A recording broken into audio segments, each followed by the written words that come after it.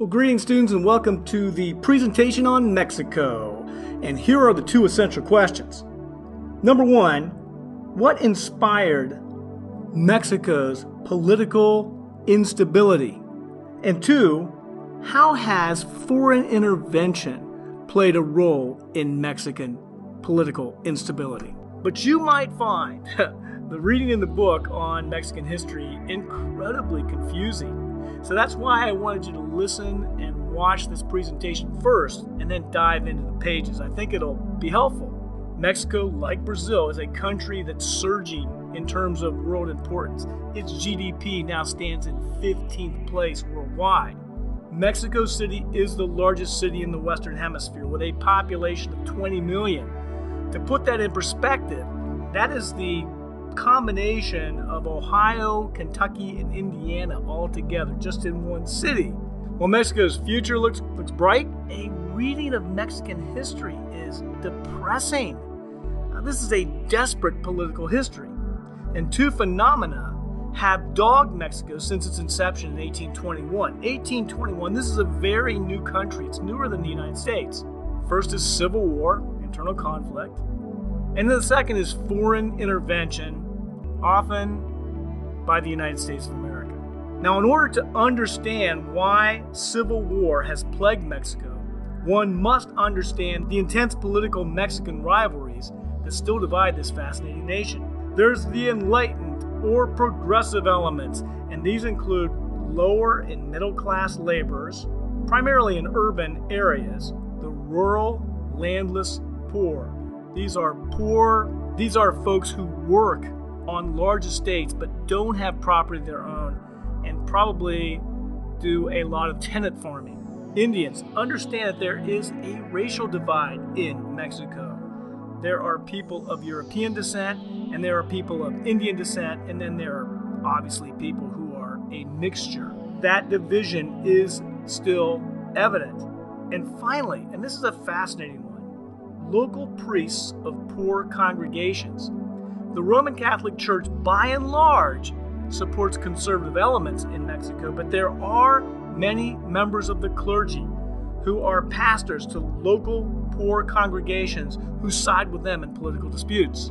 Now, the conservative elements include those of European ancestry, the leadership of the Catholic Church, foreign investors, many of them American, that want to maintain their holdings, large landholders, and these massive estates in Mexico are called haciendas, industrialists, those that own the means of production, and finally, the military, which often intervenes in civil wars in a profound way. As you read, you'll notice that during the first 100 years of Mexican history, civil wars were frequent and typically were inspired by class struggles based on these rivalries. In the aftermath of these devastating conflicts, there were often bloody reprisals. Here is a list, it's a long list, of prominent Mexican politicians who were killed vengefully in the wake of rebellions and then counter-rebellions. Mexico has a long, dark history of political assassination. Notice these names as you read the pages. Coupled with this political instability is frequent foreign intervention, often by the U.S.